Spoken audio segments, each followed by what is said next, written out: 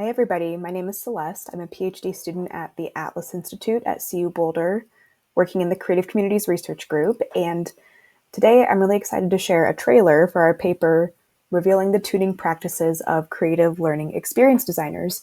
I'm calling this a trailer just because I want to highlight a few key moments and key insights from this paper rather than summarizing the whole thing for you, and I hope that if you're interested, you'll go read our paper for more details. So I briefly want to set the stage and introduce the context that this paper is situated in. In this paper, I'm talking about the work that educators and researchers are doing together in community making and tinkering spaces. And specifically, this paper talks about a workshop experience that took place in a makerspace that's located in a public library. So this is a snapshot here of the space that I'm talking about. It's open to the public, it's free. There are lots of great materials and tools to explore in here, and it's staffed by a couple of really amazing educators. And I use this phrase creative learning experience designers to capture how, in the research project that this paper is situated in, both researchers and educators are taking on roles as co-designers and co-facilitators of creative learning experiences. So I really like this picture because you can see our postdoc Stephanie participating in a workshop activity that Carly, an educator in the center there, is leading. And now that you have just a little bit of context, I want to begin to touch on some of those big ideas in our paper, starting with this idea of tuning practices and what we mean by that. So I was really inspired by this pictorial titled "The Tuning of Materials, A Designer's Journey." And I really liked the way in that pictorial they represented the journey of a designer as they unpacked the interaction between materials and performance and actions, tuning a radio in the case of that pictorial. And just the idea of really carefully and intentionally moving knobs or adjusting dials towards or away from things really resonated with the way that I see the work of learning experience designers. It's this constant process of tuning materials, technologies, physical spaces, facilitation practices to better fit values or communities or learners. And I wanted to touch on the why of making the tuning process visible. Why does it matter? One big reason that we made this paper was to help make this invisible, complex, often overlooked work that experience designers, learning experience designers do visible. And we think that it's often made invisible at multiple levels, and there's tensions that emerge when peers or colleagues or decision makers, managers don't recognize the complex work that the educators do. And then there's another perspective to it as well. From a design perspective, I think by not making the process of learning experience design visible, we create this black box and really make it difficult to learn from each other's work. So just a tiny bit more context to get us to the next big idea.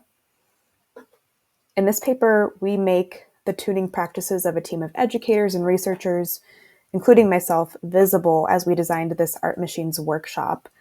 And I won't say too much about what this workshop looked like. You can go read the paper for that. But in a nutshell, it was this experience where participants moved through a variety of mark making and drawing exercises, from creating tools to help us draw these mesmerizing patterns, to building these little machines that scribble on paper in interesting ways, to adding in programmable computational elements like servo motors and sensor input to make more interesting the behavior of those little scribbling machines. And this took place at the public library makerspace that I described earlier. And it was attended by educators and visitors roughly ages 8 to 14-ish. And our goal here was just to provide an engaging and creative experience with the technology and with the makerspace itself. So I want to briefly highlight a couple examples of tuning practices from our paper that creative learning experience designers engaged in as we designed, prepared, and implemented this workshop. So the examples that I'm going to touch on, I'll touch on how we tuned workshop materials specifically, but I take a slightly different angle in each example. So here's the first example, which we were calling Tuning Materials to Extend Possibilities. And here we talk about how we as designers tuned existing materials like cardboard and microcontrollers so that these pieces, which aren't really designed to work together, can be connected and can be adjusted by learners. So I like this example because I think it highlights how tuning isn't done just because it's fun, but it's done with intention. And in this case, the intention is to bring about new possibilities for workshop participants. And earlier I mentioned that this makerspace is embedded in a community context. And that's why it was important for us to tinker with and adjust our workshop materials within those community contexts. That was really helpful for us to understand what resonated with and what didn't resonate with the community members who might eventually go on to participate in the workshop. So we did all of this testing and tinkering of workshop materials in community contexts before the workshop took place. And these observations really directly impacted the design of the workshop and the materials. And then the final tuning practice that I want to highlight is the tuning of materials to avoid uninteresting technical challenges. And you can read more about that phrase in our paper, Uninteresting Technical Challenges. But I think this picture here captures an important moment of work that is not often seen from an outside perspective. So here, a researcher collaborator is testing all of the electronic components one by one just to make sure that they're working as expected.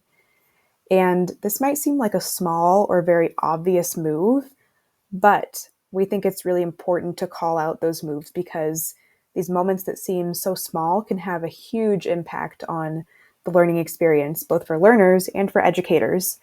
If your first experience with a computational tool is full of technical challenges, the battery pack isn't working, the USB cable isn't working, that can be really disheartening, and it might make you not want to participate in this type of experience again in the future.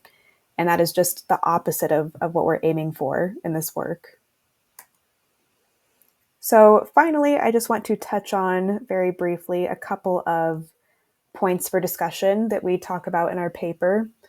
And the first is that for researchers and designers of creative learning experiences and technologies, adapting these educational innovations, designs, technologies, whatever it is, to fit local contexts can be a really major challenge that is often overlooked. But educators are doing this work all of the time. So in this pictorial, what we aim to do is document just a small glimpse of that adaptation work.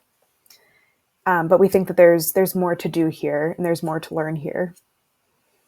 And then the last point that we wanted to touch on is just that we think that pictorials are a really promising format for visualizing the often overlooked design work that educators do, and for helping the academic community understand the context that educators are working within. And our research group is so excited to keep exploring how this format can help us both make sense of our work and communicate the work that we're doing with our community partners and educators. So that is all. Thank you so much for listening. I'm really looking forward to learning with and from the creativity and cognition community. And please get in touch if you would like to chat more.